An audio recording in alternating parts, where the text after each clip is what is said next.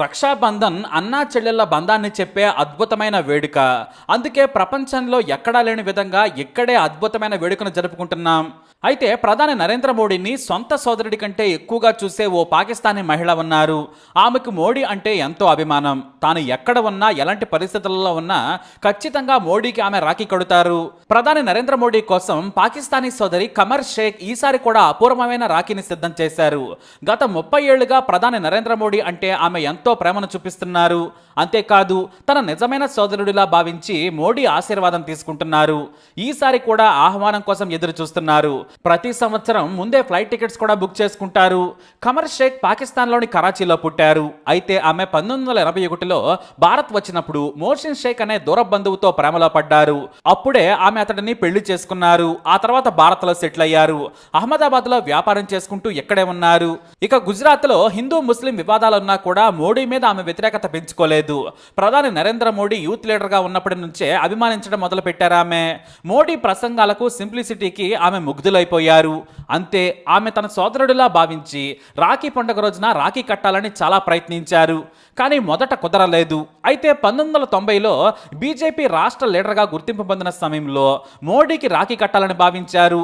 దీంతో తన భర్త ఇతర స్నేహితుల ద్వారా నాటి గుజరాత్ గవర్నర్ స్వరూప్ సింగ్ ద్వారా ఆమె మోడీని కలిశారు. స్వయంగా గవర్నర్ ఫోన్ చేసి పాకిస్తాన్కు చెందిన ఓ మహిళ నిన్ను సొంత సోదరుడిలా భావిస్తున్నారు, మీకు రాఖీ కట్టాలనుకుంటున్నారని అపాయింట్మెంట్ అడిగారని చెప్పారు. దీంతో గవర్నర్ స్వయంగా చెప్పడంతో ఆహ్వానించారు మోడీ. అలా 1990లో మొదటిసారి మోడీ చేతికి రాఖీ కట్టారు. మోడీ ఆశీర్వాదం తీసుకోవడం మాత్రమే కాదు, మంచి గిఫ్ట్ కూడా అందుకున్నారు ఆమె. ఇక రాఖీ పౌర్ణమి దగ్గర పడిందంటే చాలు మోడీ ఎక్కడ ఉన్నారో కనుక్కొని మరీ అపాయింట్మెంట్ తీసుకుంటారు. ఇక గుజరాత్ సీఎంగా ఉన్నప్పుడు కూడా ఆమెను ప్రత్యేకంగా ఆహ్వానించేవారు మోడీ. రక్షాబంధన్ రోజున ముందస్తు అపాయింట్మెంట్ ఆమెకు దొరికేది. అలా ప్రత్యేకంగా రాఖీ కడుతూ మోడీకి సొంత సోదరయ్యారు. ఆమె రాగానే చెల్లెమ్మ ఎలా ఉన్నావని ప్రేమగా అడుగుతారు మోడీ. ఏమైనా సాయం కావాలా అని అడిగినా కూడా ఏమీ వద్దు, మీరు చల్లగా ఆయురారోగ్యాలతో ఉంటే చాలు అన్నయ్య అంటారు ఆమె. అలానే వారి బంధం కొనసాగుతూ ఉంది. అంతెందుకు మోడీ ప్రధానైనా కూడా ఆమె ప్రేమను ఏమాత్రం మరిచిపోలేదు. మోడీ ఎప్పుడు ఆమెను దూరం పెట్టలేదు. తాను ఏమీ కానప్పటి నుంచే ఆమె ప్రేమను పంచేవారు. నిజమైన సోదరి ప్రేమ ఆమెదని బలంగా నమ్ముతారు మోడీ. ఇక మోడీని మొదటి నుంచి చూసింది కూడా ఆమెనే. సామాన్య బీజేపీ కార్యకర్త నుంచి ప్రధానిగా మోడీ ఎదుగుదలను దగ్గర నుంచి చూశారు ఆమె.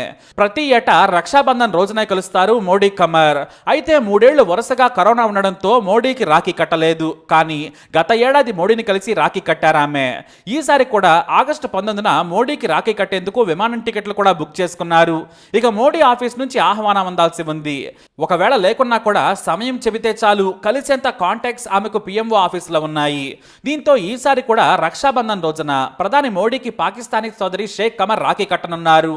అయితే మెజారిటీ ముస్లింలు బీజేపీని మోడీని వ్యతిరేకిస్తారు కదా, మీరెందుకు మోడీని అభిమానిస్తారంటే మాత్రం ఆయన నా సొంత సోదరుడు అనుకున్నాను, రాజకీయాలు వేరు, నా సోదర ప్రేమ వేరని చెబుతారా ఆమె. నాకు పాలిటిక్స్ తెలియదు. మోడీ సామాన్య నేతగా ఉన్నప్పుడే అతనికి మంచితనం, పేదల పట్ల అంకిత భావం చూశాను. అందుకే నా అన్న అనుకుని కష్టపడి రాఖీ కట్టాను. అలా 30 ఏళ్లకు పైగా రాఖీ కడుతున్నాను. నాకు దేవుడిచ్చిన అన్న మా మోడీ అన్నయ్య అంటారా ఆమె. అంతేకాదు మోడీ స్వయంగా ఆమె కోసం ఇచ్చిన గిఫ్టులు, రాసిన లేఖలను కూడా ఆమె భద్రంగా ఉంచుకున్నారు. ఇది ప్రధాని నరేంద్ర మోడీకి రాఖీ కట్టే ఓ చెల్లి కథ.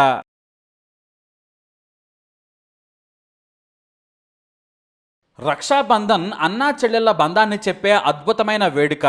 అందుకే ప్రపంచంలో ఎక్కడా లేని విధంగా ఇక్కడే అద్భుతమైన వేడుకను జరుపుకుంటున్నాం. అయితే ప్రధాని నరేంద్ర మోడీని సొంత సోదరుడి కంటే ఎక్కువగా చూసే ఓ పాకిస్తానీ మహిళ ఉన్నారు.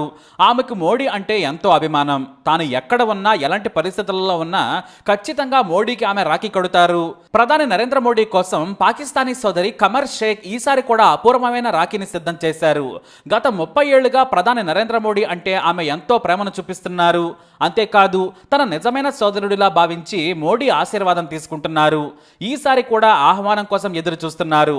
ప్రతి సంవత్సరం ముందే ఫ్లైట్ టికెట్స్ కూడా బుక్ చేసుకుంటారు.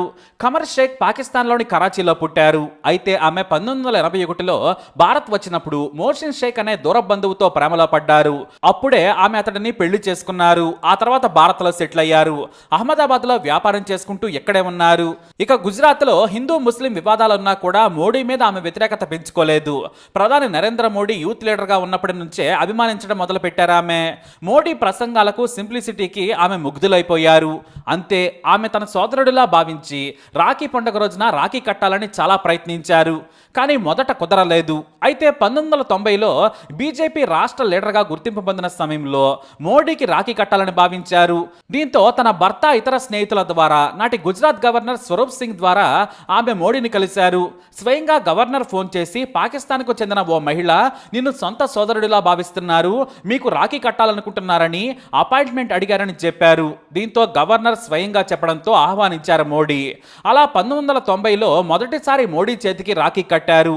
మోడీ ఆశీర్వాదం తీసుకోవడం మాత్రమే కాదు, మంచి గిఫ్ట్ కూడా అందుకున్నారు ఆమె. ఇక రాఖీ పౌర్ణమి దగ్గర పడిందంటే చాలు, మోడీ ఎక్కడ ఉన్నారో కనుక్కొని మరీ అపాయింట్మెంట్ తీసుకుంటారు. ఇక గుజరాత్ సీఎంగా ఉన్నప్పుడు కూడా ఆమెను ప్రత్యేకంగా ఆహ్వానించేవారు మోడీ. రక్షాబంధన్ రోజున ముందస్తు అపాయింట్మెంట్ ఆమెకు దొరికేది. అలా ప్రత్యేకంగా రాఖీ కడుతూ మోడీకి సొంత సోదరయ్యారు. ఆమె రాగానే చెల్లెమ్మ ఎలా ఉన్నావని ప్రేమగా అడుగుతారు మోడీ. ఏమైనా సాయం కావాలా అని అడిగినా కూడా ఏమీ వద్దు, మీరు చల్లగా ఆయురారోగ్యాలతో ఉంటే చాలు అన్నయ్య అంటారు ఆమె. అలానే వారి బంధం కొనసాగుతూ ఉంది. అంతెందుకు మోడీ ప్రధానైనా కూడా ఆమె ప్రేమను ఏమాత్రం మరిచిపోలేదు. మోడీ ఎప్పుడు ఆమెను దూరం పెట్టలేదు. తాను ఏమీ కానప్పటి నుంచే ఆమె ప్రేమను పంచేవారు. నిజమైన సోదరి ప్రేమ ఆమెదని బలంగా నమ్ముతారు మోడీ. ఇక మోడీని మొదటి నుంచి చూసింది కూడా ఆమెనే.